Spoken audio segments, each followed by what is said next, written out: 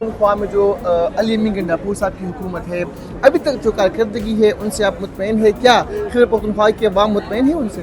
देखिए, अवाम तो ज़्यादा बेहतर तौर पे आप खुद उनसे पूछ सकते हैं। मैं तो यही कहता हूँ कि बेहतरी की गुंजाइश हमेशा होती है। कुछ काम ऐसे हैं जो कि बहुत अच्छे हुए हैं, कुछ काम ऐसे होंगे जो कि नहीं होने चाहिए थे। तो मकसद ये है कि ये तो हमेशा से एक इम्प्रूवमेंट की गुंजाइश होती है और उस पर आप इख्तलाफ भी कर सकते हैं कि ये काम अच्छा हुआ, ये काम बुरा हुआ।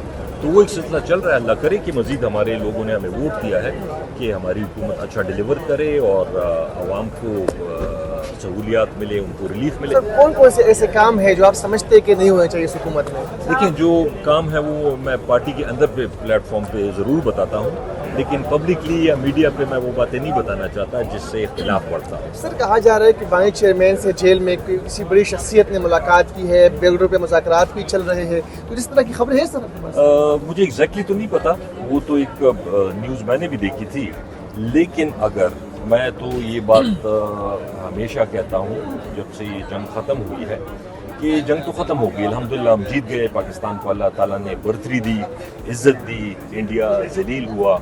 लेकिन अभी इससे आगे का भी हमें सोचना चाहिए कि आया जंग तो हम जीत गए, लेकिन मसले तो पाकिस्तान के ख़त्म नहीं हुए। वही पॉलिटिकल इंस्टेबिलिटी है, इकॉनमी के हालात ठीक नहीं है, लॉ एंड ऑर्डर के मसले हैं।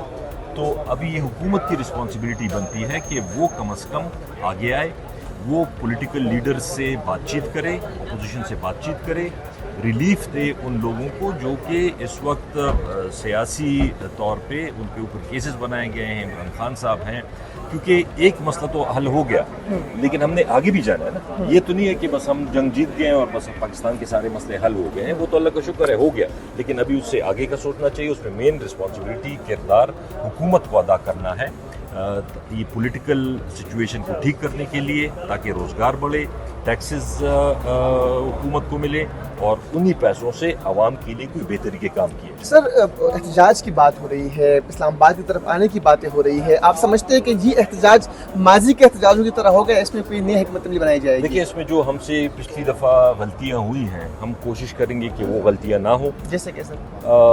मुख्तलिफ वजूहात हैं। एक तो इस दफ़ा हम कोशिश ये कर रहे हैं कि पार्टी की सेंट्रल लीडरशिप और पंजाब की लीडरशिप, कराची की, बलूचिस्तान की, सारी GB कश्मीर इस बात पे सोच रही है कि हम इकट्ठे एक ही दिन पे सारी जगहों पे एहतजाज करें। ज़रूरी नहीं है कि सारे लोग इस्लामाबाद आएँ, अपनी अपनी जगह पे। कराची में लोग एक ही दिन निकल सकते हैं, लाहौर में लोग निकल सकते हैं, पिंडी इस्लामाबाद में लोग निकल सकते हैं। तो इस दफ़ा हम कोशिश कर रहे हैं कि सेंट्रलाइज्ड हो और हुकूमत के ऊपर प्रेशर ज़्यादा बिल्ड।